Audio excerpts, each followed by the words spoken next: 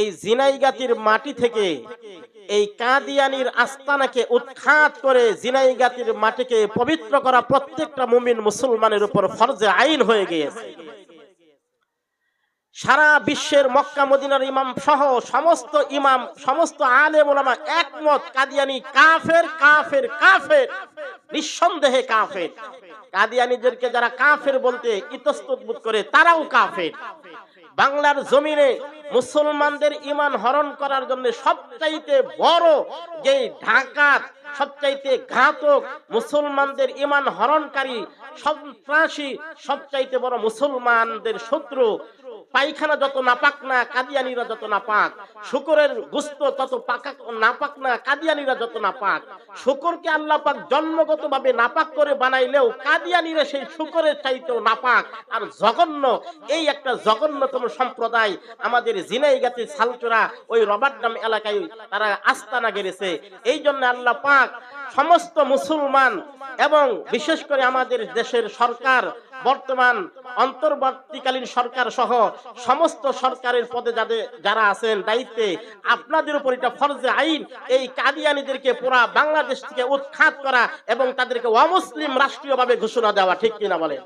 মুহতারাম মুআজ্জাজ হাজিরিন, যেই কথাগুলো বলতেছিলাম, আজকে যেই সবাই আমরা এসেছি যেই মাদ্রাসা, এই মাদ্রাসায় নামটাই হলো জামিয়া খাতামুল আম্বিয়া সাল্লাল্লাহু আলাইহি সাল্লাম মহিলা মাদ্রাসা। এই জন্য আল্লাহ তাআলা এই মাদ্রাসাকে কবুল করুক, যেই মাদ্রাসাটা নবী করিম সাল্লাল্লাহু আলাইহি সাল্লাম নবীদের শেষ এই কথার দলিল বহন করে, এই কথার প্রমাণ বহন করে। আল্লাহ তাআলা কিয়ামত পর্যন্ত জামিয়া খাতামুল আম্বিয়া সাল্লাল্লাহু আলাইহি সাল্লাম মহিলা মাদ্রাসা আল্লাহ তাআলা কবুল করে। আপনারা আমিন বলেন। আমার সম্মানিত মা ও বোনেরা, আমি আপনাদের সম্মুখে কুরআনুল কারীম থেকে কিছু আয়াতে কারিমা তেলাওয়াত করেছি। সেই আয়াতে কারিমা গুলোর উপরেই আল্লাহ তাআলা তৌফিক দিলে কিছু আলোচনা করব। আমার সম্মানিত মা ও বোনেরা, আমরা যে এখানে আসতে পেরেছি এই জন্য আল্লাহ পাকের দরবারে আমাদের একটু শুকর আদায় করা দরকার। এই মাদ্রাসা না হলে আজকে এখানে ওয়াজ মাহফিল হতো না। এই মাদ্রাসা না হলে আজকে আমরা এখানে ওয়াজ মাহফিল শোনার মতো সুযোগ পাইতাম না। এই জন্য আল্লাহ পাক যেই মাদ্রাসার মাধ্যমে ওয়াজ মাহফিল শোনার সুযোগ দান করলেন, আমরা সকলেই সেই মাদ্রাসার কল্যাণকামী হয়ে, মাদ্রাসার খায়ের খাই হয়ে আল্লাহ তাআলার দরবারে শুকর আদায় করি। সকলে বলি আলহামদুলিল্লাহ। মুহতারাম আমার সম্মানিত উপস্থিতি, বিশেষ করে মা বোনেরা, আমরা আজকে আপনাদের সম্মুখ থেকে আমরা গুরুত্বপূর্ণ কয়েকটি বিষয় নিয়ে আলোচনা করব। আপনাদের সম্মুখে আমি উপস্থাপন করে রাখতেছি, আল্লাহ পাক প্রথমে আমাদেরকে যত নিয়ামত দান করছে, এই নিয়ামত আমরা কোনোদিন শেষ করতে পারবো না। কারণ আল্লাহ পাক কোরআনে বর্ণনা করেছেন, ওয়া ইন তাউদ্দু নি'মাতাল্লাহি লা তুহসুহা, তোমরা যদি আল্লাহ পাকের নিয়ামতগুলো গণনা করতে শুরু করো, আল্লাহ পাকের নিয়ামত গণনা করে শেষ করতে পারবা না। এই যে আমরা আজকে এখানে আসছি, যেই পা দিয়ে হেঁটে হেঁটে আসছি, আল্লাহ পাকের প্রদত্ত, আল্লাহ পাকের দেওয়া এই নিয়ামত পা দ্বারা হেঁটে এসেছি। আজকে যেই জবানের মাধ্যমে আমরা কথা বলতেছি, আল্লাহ প্রদত্ত নিয়ামত জবান আল্লাহ পাক দান করেছেন। যেই চোখের মাধ্যমে সারা দুনিয়ার সবকিছু দেখার মতো আল্লাহ পাক এমন একটা শক্তি দান করেছে, এই চোখ আল্লাহ পাক দান করেছেন। আজকে আল্লাহ পাক আমাদেরকে সবচাইতে বড় নিয়ামত হলো যে আল্লাহ পাক আমাদেরকে এমন একটা হায়াত দান করেছে, যেই হায়াতের মাধ্যমে আমরা এটাকে মেহনত করে এই হায়াতটাকে আমরা সময়টাকে কাজে লাগিয়ে হায়াতের উপরে নেক আমল করে জান্নাতের মতো মহা দৌলত লাভ করার মতো সুযোগ আল্লাহ পাক আমাদেরকে দান করেছেন। এই জন্য মা বোনেরা, আমাদের মনে রাখতে হবে আল্লাহ পাক আমাদেরকে একটা হায়াত দিয়েছেন। এই হায়াত অনেক দামি, এই হায়াতের অনেক কদর আছে, অনেক এই হায়াতের মূল্য আছে। কারণ যেই ব্যক্তির হায়াত নাই তার তো জীবন নাই, আর যার জীবন নাই তার তো আমল করার কোনো সুযোগ নাই। দুনিয়াতে বহু মানুষ আছে কিন্তু আসার পরে অল্প সময়ে তাদের হায়াত না থাকার কারণে অল্প সময়ের ভিতরে ইন্তেকাল করে তারা দুনিয়া থেকে বিদায় নেয়, তারা বেশি নেকি অর্জন করার সুযোগ লাভ করতে পারে না।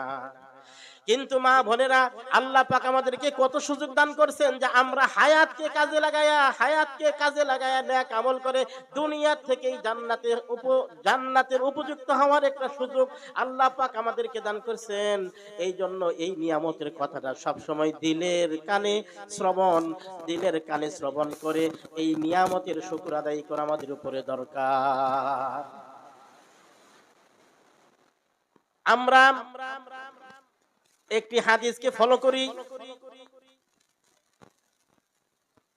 হাফেজ ইবনে হাজার আসকালানী রাহমাতুল্লাহি আলাইহি মুনাব্বিহাত কিতাবের ভিতরে হযরত আবু বকর রাদিয়াল্লাহু আনহু থেকে বর্ণনা করিয়াছেন যে 5টি অন্ধকার আছে, আর 5টি অন্ধকারের জন্য 5টি চেরাগ রহিয়াছে।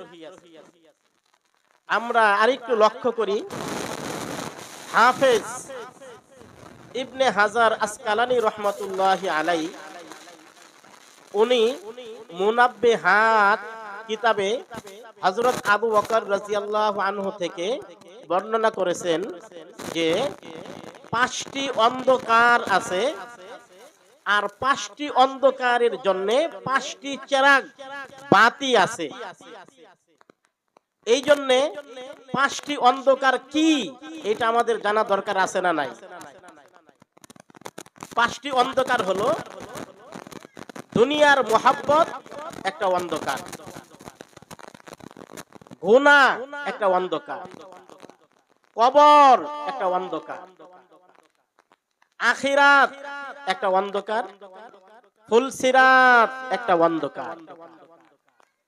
এই যে বড় বড় 5টি অন্ধকার, এই 5টি অন্ধকারের জন্য 5টি চেরাগ বা বাতি রহিয়াছে। আজকে আমরা 5টি অন্ধকারের 5টি চেরাগ বা বাতি কি আজকে এটা আমরা জানবো। আবার বলতেছি কথাটি, 5টি অন্ধকার আছে, 5টি অন্ধকারের জন্য 5টি বাতি বা চেরাগ আছে। এই 5টি অন্ধকার কি? দুনিয়ার মোহাব্বত একটি অন্ধকার, গুনাহ একটি অন্ধকার, কবর একটি অন্ধকার, আখিরাত একটি অন্ধকার, ফুলসিরাত একটি অন্ধকার। 1 নম্বর, দুনিয়ার মোহাব্বত একটি অন্ধকার। এই দুনিয়ার মোহাব্বতের এই অন্ধকারকে দূর করার জন্য একটি চেরাগ আছে, সেটা হলো তাকওয়া। দুনিয়ার অন্ধকারকে দূর করার চেরাগের নাম কি? তাকওয়া। এই দুনিয়ার মোহাব্বতের অন্ধকার দূর করতে পারে একটি চেরাগ, আর সেই চেরাগের নাম হলো তাকওয়া। এবার এই তাকওয়ার ব্যাপারে আল্লাহ পাক কোরআনে কি বলছে আসুন আমরা একটু জেনে নেই। আল্লাহ পাক বলেন, ইয়া আইয়ুহান নাসু উবুদু রাব্বাকুমুল্লাযী খালাকাকুম ওয়াল্লাযীনা মিন ক্বাবলিকুম লাআল্লাকুম তাত্তাকুন। সূরা বাকারা আয়াত নাম্বার 21। আল্লাহ বলেন, হে দুনিয়ার মানব মণ্ডলী, উবুদু রাব্বাকুম, তোমরা তোমাদের ওই রবের ইবাদত করো, আল্লাযী খালাকাকুম, যিনি তোমাদেরকে সৃষ্টি করেছেন, ওয়াল্লাযীনা মিন ক্বাবলিকুম, তোমাদের পূর্ববর্তীদেরকেও সৃষ্টি করেছেন, লাআল্লাকুম তাত্তাকুন, যাতে করে তোমরা তাকওয়া অর্জন করতে পারো। ইতিমধ্যে আজকের প্রধান আকর্ষণ, প্রথম অধিবেশনের প্রধান বক্তা হযরত মাওলানা বশিরউদ্দিন সাহেব দামাত বরকাতুহুম, উনি আমাদের মাঝে উপস্থিত হয়েছেন। আল্লাহ তাআলা ওনাকে নেক হায়াত দারাজ করুন, আমিন।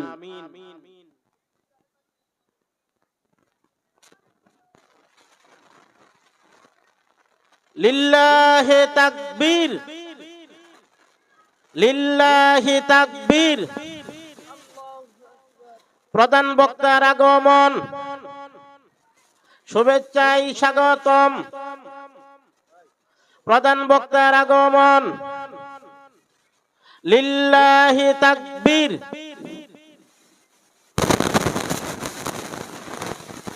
আমরা যে আলোচনা শুনতেছিলাম, দুনিয়াতে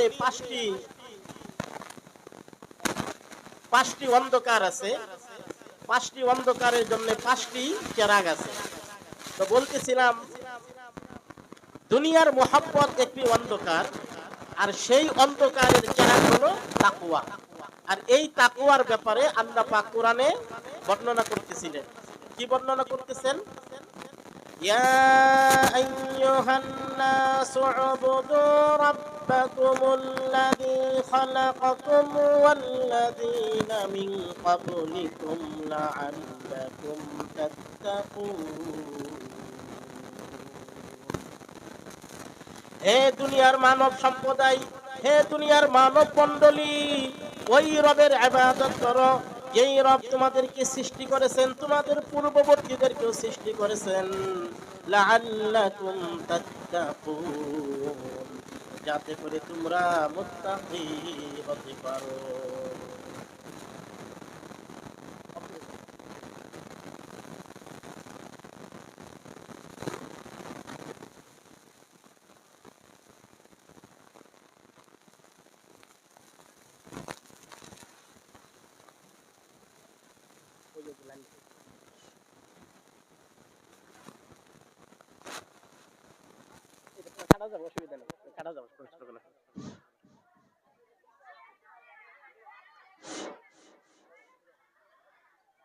জি ইনশাআল্লাহ আমরা মনোযোগ দিতে থাকি।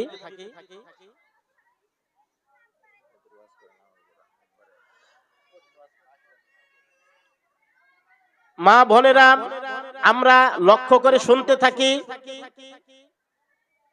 গুরুত্বপূর্ণ একটি আলোচনা চলতেছে। পাঁচটি অন্ধকার আছে, সেই পাঁচটি অন্ধকারের জন্য পাঁচটি চেরাগ রহিয়াছে। দুনিয়ার মোহাব্বত একটি অন্ধকার, আর সেই মোহাব্বত, এই দুনিয়ার মোহাব্বতের অন্ধকার দূর করার জন্য একটি চেরাগ, সেই চেরাগের নাম হলো তাকওয়া।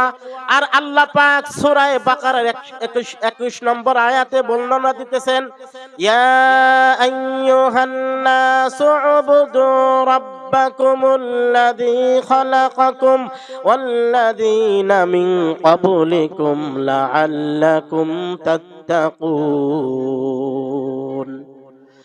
হে দুনিয়ার মানব মণ্ডলী, তোমরা ওই রবের ইবাদত করো যেই রব তোমাদেরকে সৃষ্টি করেছেন এবং তোমাদের পূর্ববর্তীদেরকেও সৃষ্টি করেছেন।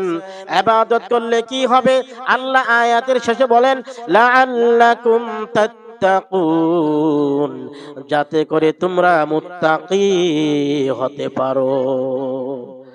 দুনিয়ার মোহাব্বতের অন্ধকার দূর করার এক নম্বর মাধ্যম আল্লাহ পাক এটা বর্ণনা করে দিলেন। আল্লাহ পাকের ইবাদত বন্দেগী করতে হবে। আমরা যদি আল্লাহ পাকের ইবাদত বন্দেগী করি, ইবাদত বন্দেগীর মাধ্যমে দুনিয়ার অন্ধকারকে দূরীভূত করা সম্ভব। এই আয়াতের ভিতরে আল্লাহ পাক ইবাদত করার ঘোষণা দান করেছেন, ইবাদতের আদেশ দান করেছেন। উবুদু, তোমরা ইবাদত করো, আমরের সিগা আদেশ সূচক শব্দ আল্লাহ ব্যবহার করেছেন।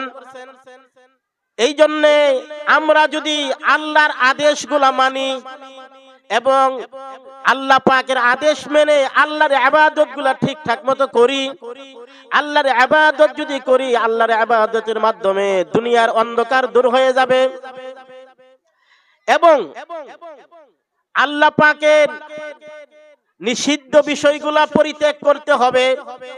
আল্লাহ পাক যত হারাম জিনিস দান করেছেন, সমস্ত হারাম জিনিস থেকে আমাদেরকে বিরত থাকতে হবে। নিষিদ্ধ যত বিষয় রয়েছে, সুদ খাওয়া নিষিদ্ধ, ঘুষ খাওয়া নিষিদ্ধ, মিথ্যা বলা নিষিদ্ধ, পরনিন্দা করা নিষিদ্ধ, মানুষের সমালোচনা করা নিষিদ্ধ, মানুষের বিরুদ্ধে ষড়যন্ত্র করা নিষিদ্ধ, ডাকাতি, চুরি, জিনা, গান বাজনা থেকে শুরু করে যত হারাম কাজ আছে সমস্ত হারাম কাজকে আমাদের বর্জন করতে হবে। এক নম্বর, আল্লাহ পাকের ইবাদত বন্দেগী করতে হবে, আদেশগুলোকে মানতে হবে, নিষেধগুলোকে বর্জন করতে হবে। সূরা নিসার 102 নম্বর আয়াতে আল্লাহ বলেন, ইয়া আইয়ুহাল্লাযীনা আমানুত্তাকুল্লাহা হাক্কা তুকাতিহি ওয়া লা তামুতুন্না ইল্লা ওয়া আনতুম মুসলিমুন। হে ঈমানদাররা, আল্লাহকে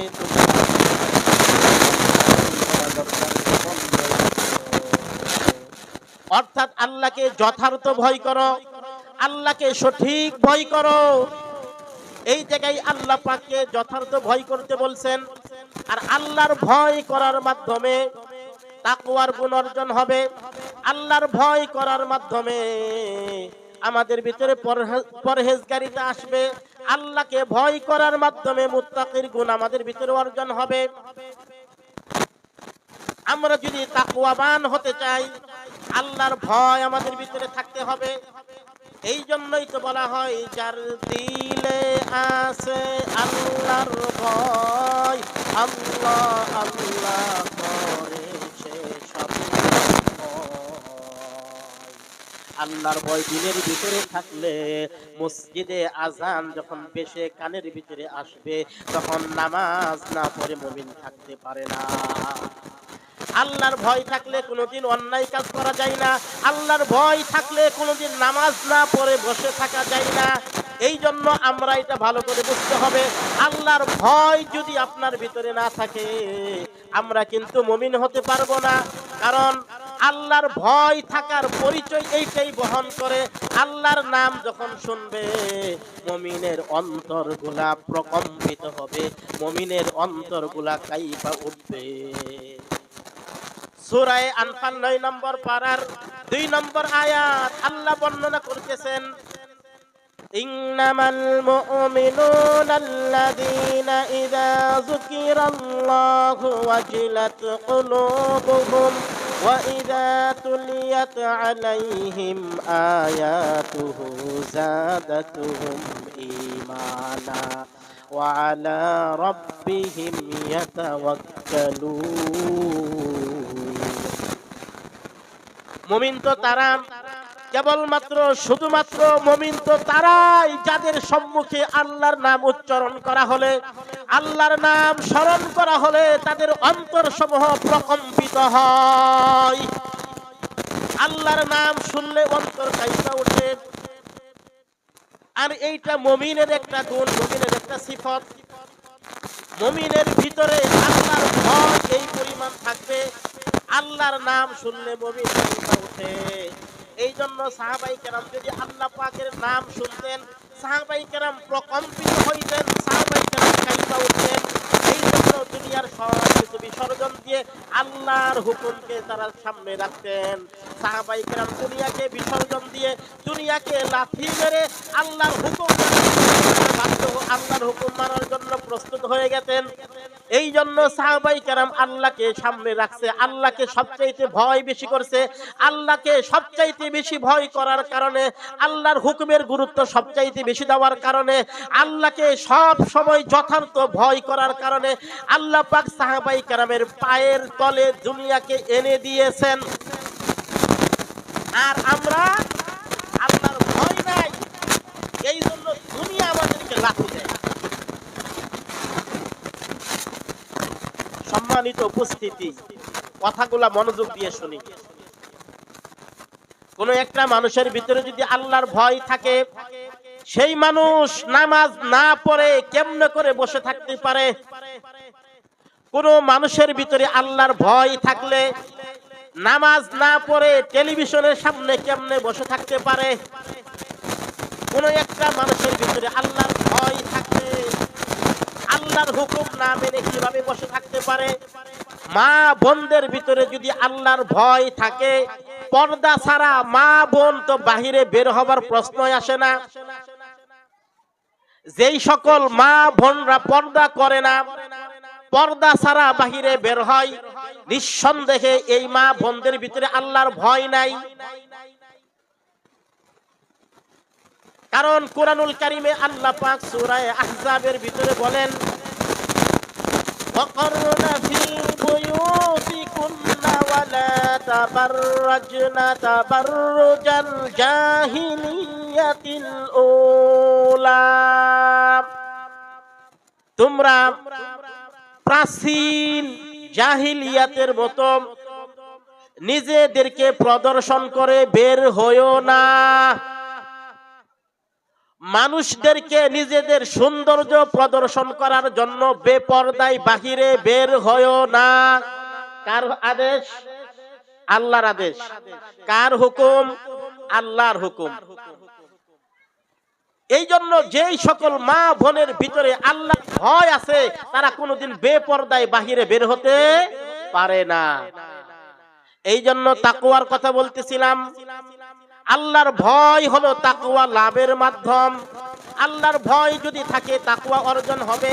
তাকওয়া অর্জন হলে দুনিয়ার মুহাব্বতের অন্ধকার কাটানো সম্ভব, দূর হওয়া সম্ভব। আল্লাহ পাক সূরা তালাক 28 নম্বর পারায় সূরা তালাকের ভিতরে 2-3 নম্বর আয়াতে বলেন, ওয়ামান ইয়াত্তাকিল্লাহা ইয়াজআল লাহু মাখরাজা। যারা আল্লাহকে ভয় করবে, আল্লাহ সংকটের সময় তাদের মুক্তির রাস্তা বের করে দিবেন। কঠিন সময়, সংকটের সময় আল্লাহ পরিত্রাণের ব্যবস্থা করে দিবেন। এই জন্য কোন একটা মুমিন বান্দা যদি আল্লাহকে ভয় করে, যতই কঠিন হালত আসুক না কেন, যতই সংকটময় অবস্থা আসুক না কেন, আল্লাহ সেই সংকট থেকে পরিত্রাণের উপায়ের ব্যবস্থা স্বয়ং নিজে করে দিবেন। ওয়ায়ারযুকহু মিন হাইসু লা ইয়াহতাসিব। এমন জায়গা থেকে আল্লাহ রিজিক দান করবেন যেটা বান্দা ধারণাও করতে পারবে না, কল্পনাও করতে পারবে না। আজকের মানুষ দুনিয়াতে রিজিকের ব্যাপারে পেরেশান, অথচ আল্লাহ বর্ণনা দিতেছেন আল্লাহর ভয় ভিতরে থাকলে রিজিকের পেরেশান দূর হবে। আল্লাহ স্বয়ং নিজে রিজিকের ব্যবস্থা করবে। وَمَن يَتَوَكَّلْ عَلَى اللَّهِ فَهُوَ حَسْبُهُ। আর যারা আল্লাহর উপরে ভরসা করবে, আল্লাহ তাদের জন্য যথেষ্ট। এই কথার চাইতে আর বড় কথা কি হতে পারে যে আল্লাহর ভয় যদি থাকে, আল্লাহর উপরে তাওয়াক্কুল যদি থাকে, আল্লাহ ওই বান্দার জন্য যথেষ্ট হয়ে যায়। এই জন্য মা বোনেরা, আমাদের লক্ষ্য রাখতে হবে আমার ভিতরে কি আল্লাহর ভয় আছে না নাই, আল্লাহর উপরে আমার তাওয়াক্কুল আছে না নাই। কারণ কোরআনুল কারীমের ভিতরে আল্লাহ পাক এই তাকওয়ার ব্যাপারটাকে এত সুন্দর করে তুলে ধরেছেন। ওয়ালাউ আন্না আহলাল কুরা আমানু ওয়াত্তাকাউ লাফাতাহনা আলাইহিম বারাকাতিম মিনাস সামাই ওয়াল আরদ।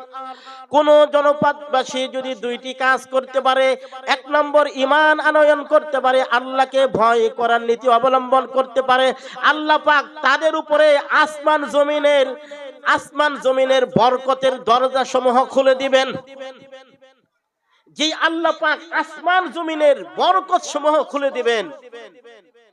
আর আল্লাহ পাক কোন জাতির উপরে আসমান জমিনের বরকতের দরজা খুলে দিলে সেই জাতি আল্লাহ পাকের বরকতের রিজিক খেয়ে কোনোদিন শেষ করতে পারবে না। আর আল্লাহর ভয় না থাকলে, ঈমান না থাকলে, পরিপূর্ণ ঈমান না থাকলে অভাব অনটন এগুলো তো ভাই ধরবেই। আল্লাহর ভয় বলতেছিলাম। এই জন্য দুনিয়ার মুহাব্বতের অন্ধকারকে দূর করতে চাইলে আল্লাহর ভয় দরকার, তাকওয়া দরকার। এই জন্য আমরা তাকওয়ার গুণ অর্জন করতে পারি আল্লাহর আদেশ মেনে, আল্লাহর ইবাদত করে, আল্লাহর নিষিদ্ধ বিষয়গুলো পরিত্যাগ করে। 2 নম্বর, গুনাহ একটা অন্ধকার। এই গুনার অন্ধকার দূর করার চেরাগ হলো তওবা। হাদিসের ভিতরে আছে মানুষ যখন গুনাহ করে তার অন্তরে একটা কালো দাগ পড়ে। মানুষ যখন গুনাহ করে অন্তরে একটা কালো দাগ পড়ে, আবার যখন তওবা করে কালো দাগটা দূর হয়ে যায়।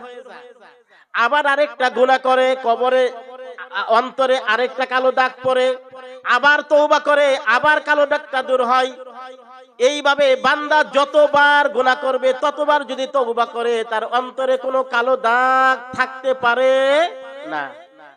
আর যদি বান্দা গুনাহ করে তওবা করে না, এই যে নামাজ কাজা করে, এই যে আপনার রমজান মাসে রোজা রাখে না, পর্দা করে না, গান বাজনা করে, বিভিন্ন রকমের নাচ গান ইত্যাদি দেখে, ফাহেসা কথা বলে, চুগলখড়ি করে, পরনিন্দা করে, মানুষের দোষ সমালোচনা দোষ চর্চা করে, দোষ খালি মানুষের খুঁজে বেড়ায়, আর অহরহ গুনাহ করে গুনাহ করে গুনাহ করে। তো গুনাহ করতে করতে করতে অন্তরটা এত কালো হয়ে যায়, তখন সেই অন্তরে আর ভালো কাজ ভালো লাগে না। ভালো কাজ কি লাগে না? ভালো লাগে না। এই জন্য তো দেখা যায় সবচাইতে বড় বড় খুনি যারা হয়, বড় বড় সন্ত্রাসী যারা হয়, তারা এত গুনাহ করে যে এরা দিবালোকে মানুষ খুন করতেও তাদের অন্তরে কোনো মায়া লাগে না। কেন লাগে না? কারণ এরা তো গুনাহ করতে করতে অন্তর কালা ছাই হয়ে গেছে। এখন এদের গুনাহ করতে আর কোনো মানে ভয়ও লাগে না, কোনো খারাপও লাগে না। আর যারা নেক আমল করে অন্তর সাফ পরিষ্কার লাগে, এরা যদি একটা গুনাহ করে, আহা, এই গুনাহ থেকে কখন তওবা করবে ব্যস্ত অস্থির হয়ে যায়। যতক্ষণ পর্যন্ত তওবা না করে তার মন স্থির হয় না। হাদিসের ভিতরে আছে যখন কোন বেনামাজি পাপিষ্ঠ লোক গুনাহ করে, তখন সে মনে করে আমার উপরে মনে হয় একটা মাছি বসে আছে, যে কোনো সময় উড়াল দিয়ে চলে যাবে। আর যখন কোন নেককার দিনদার মুমিন নামাজি লোক গুনাহ করে, সে মনে করে আমার উপরে মনে হয় একটা পাহাড় পতিত হবার উপক্রম হয়ে আছে, পাহাড় আমার উপরে এটা পতিত হবে উপক্রম হয়ে আছে। এই জন্য কোনো সময় পাহাড় তার উপরে পড়তে পারে, তার অবস্থা এমন হয়। এই জন্য মুমিন গুনাহ করলে সঙ্গে সঙ্গে কি করেন? মা বোনেরা ভালো করে লক্ষ্য করেন, আমি কি বলতেছি? গুনাহ একটা অন্ধকার, এই অন্ধকারের চেরাগ হলো, এই অন্ধকারের বাতি হলো তওবা। তওবা আমাদের করতে হবে। আমরা যত গুনাহ করি, এই জন্য বেশি বেশি তওবা করতে হবে। কুরআনুল কারীমের ভিতরে আল্লাহ বর্ণনা করেন, ইল্লা মান তাবা ওয়া আমানা ওয়া আমিলা আমালান সালিহান ফাউলাইকা ইউবাদদিলুল্লাহু সাইয়্যাতিহিম হাসানাত। তবে যারা তওবা করে, ঈমান আনয়ন করে, আমলে সালেহ করে, দিনে তওবা করার পরে ঈমান আনয়ন করতে পারে এবং কি তারা আমলে সালেহ করে, আল্লাহ পাক তাদের গুনাহগুলোকে নেকি দিয়ে পরিবর্তন করে দেন। সুবহানাল্লাহ। অর্থাৎ একজন মানুষের পাহাড় গুনাহ আছে, আর সেই যদি ফাঁকি দিলে তওবা করতে পারে, ঈমান আনয়ন করতে পারে, আল্লাহর কাছে আমলে সালেহ, আল্লাহর কাছে মান পাওয়ার জন্য যদি আমলে সালেহ করে, আল্লাহ পাক এমন বান্দার সমস্ত পাহাড় আল্লাহ পাক নেকিতে পরিবর্তন করে দেন। সুবহানাল্লাহ। আল্লাহ পাকের কত দয়া, আমরা বুঝি না, আমরা লক্ষ্য করি না। আল্লাহ পাকের কত দয়া। গুনাহ করে করে আল্লাহকে বেজার করি, অথচ আল্লাহ পাকের কত দয়া। আল্লাহ পাক সূরা জুমারের 'ইবাদিয়াল্লাযীনা আসরাফু আলা আনফুসিহিম লা তাকনাতু মির রাহমাতিল্লাহ ইন্নাল্লাহা ইয়াগফিরুয যুনুবা জামিআ ইন্নাহু হুয়াল গফুরুর রহিম। আল্লাহ তাআলা বলেন, কুল, হে নবী আপনি বলুন, ইয়া ইবাদিয়াল্লাযীনা, হে আমার বান্দা বান্দিরা, আল্লাযীনা আসরাফু আলা আনফুসিহিম, যারা নিজেদের উপরে সীমা লঙ্ঘন করেছো, নিজেদের উপরে বাড়াবাড়ি করেছো, নিজেদের উপরে গুনাহ করে সীমা লঙ্ঘন করেছো, ইসরাফ করেছো, লা তাকনাতু মির রাহমাতিল্লাহ, তোমরা আল্লাহর রহমত থেকে নিরাশ হয়ো না। কত গুনাহ হয়েছে তোমার, তোমার গুনাহ যদি হয় সমুদ্রের ফেনা পরিমাণ, আল্লাহ পাকের দয়া হবে সমুদ্রের পানি সম পরিমাণ। তোমার গুনাহ যদি হয় পাহাড় পরিমাণ, আল্লাহ পাকের দয়া হবে আকাশ সম পরিমাণ। তোমার গুনাহ যদি হয় আকাশ সম পরিমাণ, আল্লাহ পাকের দয়া হবে আরশে আজিম সম পরিমাণ। সুবহানাল্লাহ, আল্লাহু আকবার। হাদিসে কুদসির ভিতরে আছে, ইন্না রাহমাতি সাবাকাত আলা গাদাবি। দুইটা দিক থাকে মানুষের ভিতরেও, গুণ দুইটা দান করছেন। কোন মানুষের দয়া বেশি, কোন মানুষের রাগ বেশি, আবার কোন মানুষের দয়া কম রাগ বেশি, কারো আবার রাগ বেশি দয়া কম। তো আল্লাহ পাকের তো দুইটা গুণ আছে, একটা হলো আল্লাহ পাকের দয়ার গুণ, আরেকটা হলো আল্লাহ পাকের রাগের গুণ। এবার আমরা জানতে পারি, আমরা কি জানি যে আল্লাহ পাকের রাগটা বেশি না দয়াটা বেশি? অথচ এই যে হাদিসে কুদসি যেটা বলতেছি, ইন্না রহমাতি সাবাকাত আলা গাদাবি, আল্লাহ বলে নিশ্চয় আমার দয়া আমার রাগের উপরে বিজয়। সুবহানাল্লাহ, আল্লাহর দয়া আল্লাহর রাগের উপরে বিজয়। আল্লাহর রাগের চাইতে আল্লাহর দয়া বেশি। এই জন্য তো বলতেছিলাম, গুনাহ একটা অন্ধকার, এই অন্ধকার থেকে পরিত্রাণের, এই অন্ধকার থেকে বাঁচার উপায়, এই অন্ধকারকে দূর করার একটা মাধ্যম হলো তওবা। এই জন্য বেশি বেশি করে তওবা করা দরকার।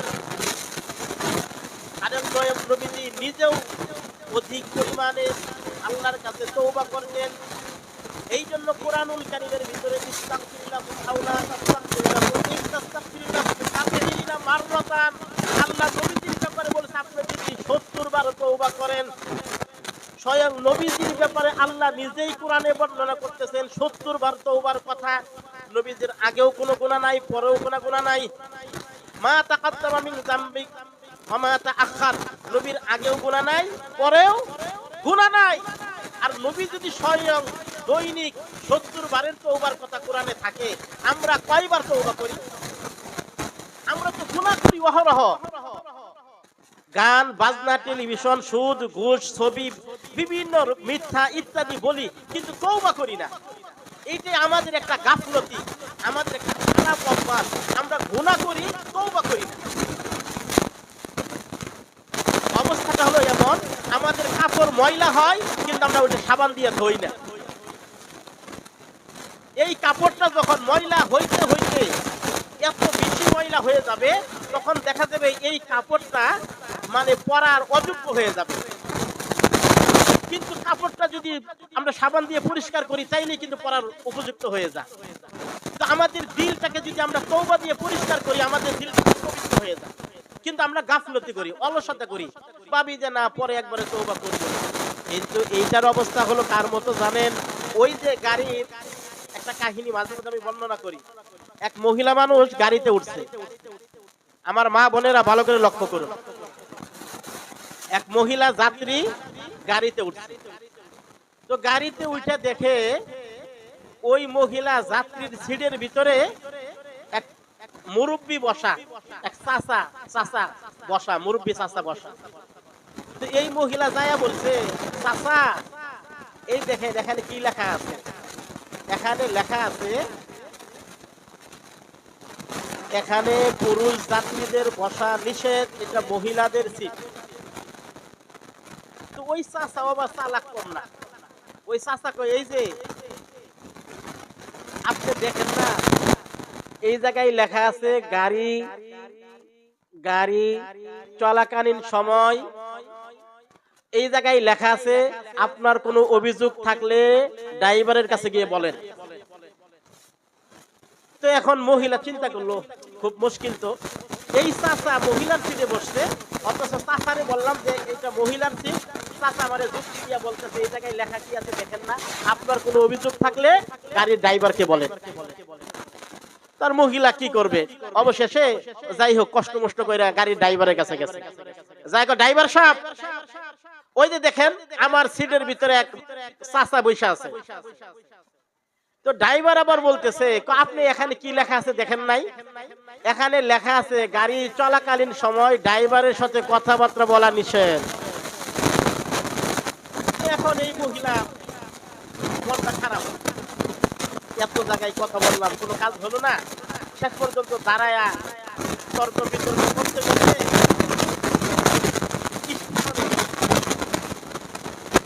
মহিলা গাড়ি থেকে যখন নেমে যায় তখন বলতেছে যে তর্ক করতে করতে আমার স্টেশন এসে গেল, আমি আর গাড়িতে বসার সিট পাইলাম না। খোদার কসম করে বলতে পারি যারা বলে তওবা করবো এই তো হুজুর নামাজ ধরতেছি, এই যে তওবা করতেছি হুজুর এই তো ভালো হয়ে যাচ্ছি, খোদার কসম এইভাবে আপনার মৃত্যুর স্টেশন এসে যাবে, তওবা করার সুযোগ আপনার ভাগ্যে। এটা শয়তানের একটা ধোঁকা। পরে একবারে ভালো হয়ে যাবে, আরেকটু টেলিভিশন দেখ, আরেকটু সিনেমা দেখ, আরেকটু নামাজ রাখ, পরে একবারে তওবা করে নামাজ পড়া করবি, টেলিভিশন ছেড়ে দিবি, পর্দা করবি, পর্দা করবি, একেবারে আল্লাহর ওলি হয়ে যাবি। শয়তান মনে মনে তোমার স্টেশন আরেকটু সামনে আছে, ওই আরেকটু সামনে নিবার পাইলে তোমার ঈমান ছাড়া বেঈমান অবস্থায় তুমি মরবে না। এই জন্য মা বলে না আমি আলোচনা দুনিয়ার গুনাহ একটা অন্ধকার, আর এই গুনাহ থেকে বাঁচার উপায় কি? এই অন্ধকারের আলো গুনাহ থেকে পরিত্রাণের উপায় কি? এর নাম হলো তওবা। এর নাম কি? তওবা। এই জন্য আমরা তওবা বিশ্বাস করব। আল্লাহ তাআলা আমাদের সকলকে তওবা করার তৌফিক দান করুন, আমিন। 3 নম্বর, কবর একটা অন্ধকার। কবর কি? একটা অন্ধকার।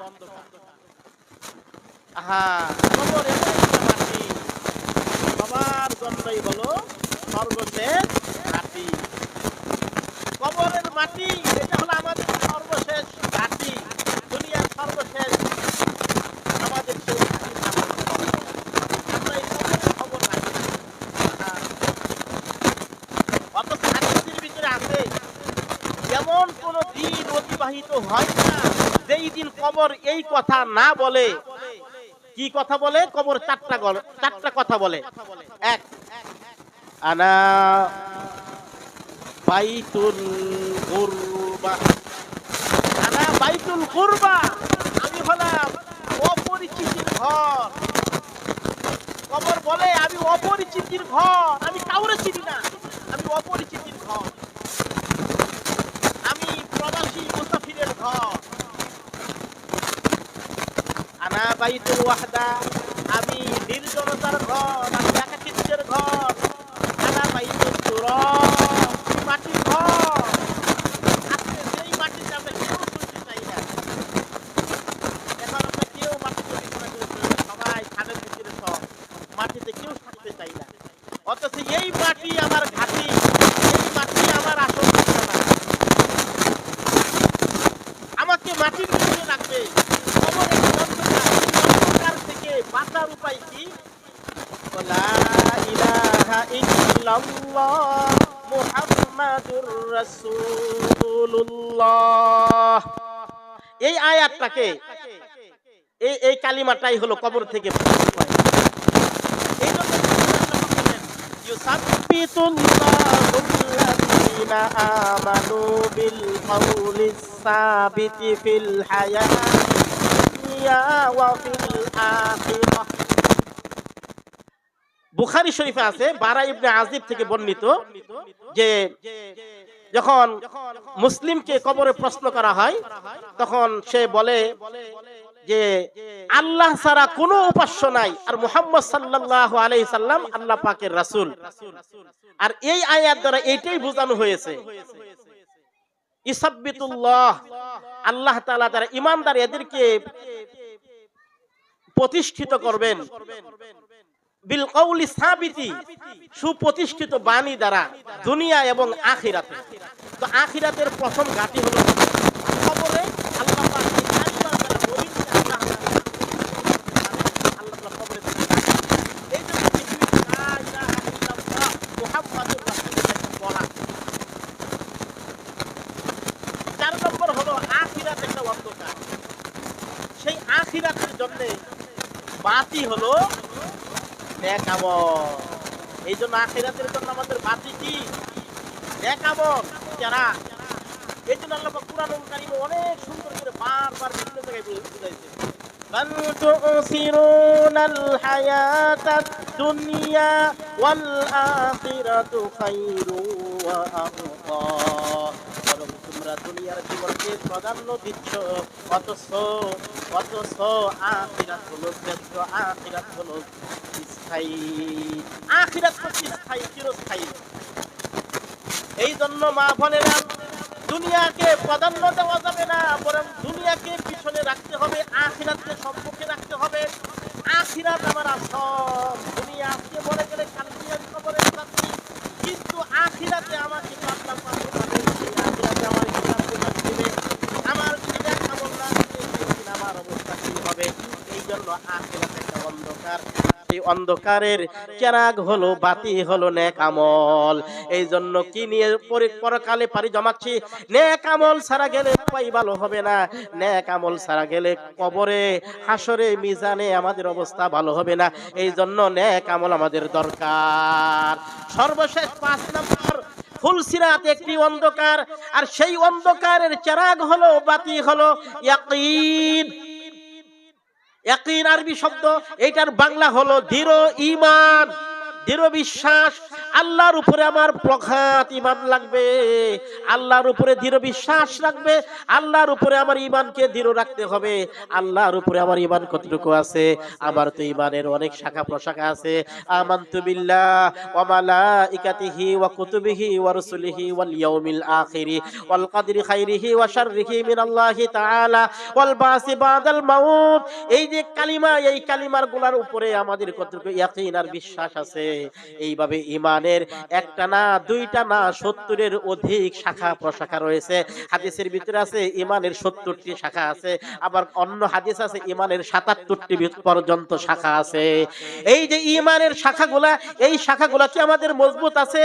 ইয়াকিন ফুলসিরাত পার হওয়ার জন্য এমন অন্ধকার হবে, কারণ হাদিসের ভিতরে আছে ফুলসিরাত 30,000-এর লম্বা একটা রাস্তা। 30,000 যেই রাস্তাটা, আর এমন চিকন যেটা হবে তলোয়ারের চাইতেও ধার, তলোয়ারের চাইতেও ধার, চুলের চাইতেও চিকন।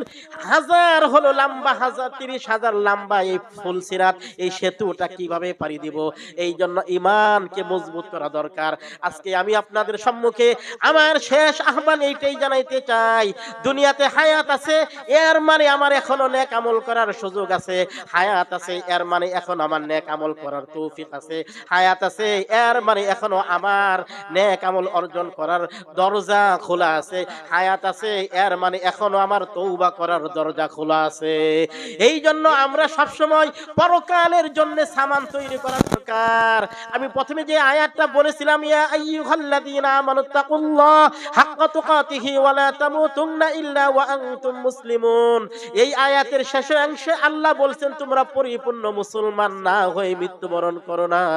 আজকে আমার আপনার হিসাব মিলাইতে হবে, আমি আপনি পরিপূর্ণ মুসলমান হতে পারছি কিনা। যদি বলেন এখনো পারি নাই, তাহলে নিয়ত করেন পরিপূর্ণ মুসলমান হওয়া দরকার। আর যদি বলেন হুজুর পরিপূর্ণ মুসলমান হতে পারছি, তাহলে আলহামদুলিল্লাহ, আরো নেক আমল করে পরকালের জন্য সামান, পরকালের পুঁজিকে আপনি প্রস্তুত করে রাখুন। মুহতারাম মুআজ্জাজ, আমার সময় শেষ। যে কথাগুলা বললাম, আল্লাহ তাআলা সকলকে আমলের সাথে কথাগুলা শ্রবণে নেওয়ার এবং আমল করার তৌফিক দান করুন। আমিন। ওয়া আখিরু দাওয়ানা আনিল হামদুলিল্লাহি রাব্বিল আলামিন। আসসালামু আলাইকুম ওয়া রাহমাতুল্লাহি ওয়া বারাকাতুহু।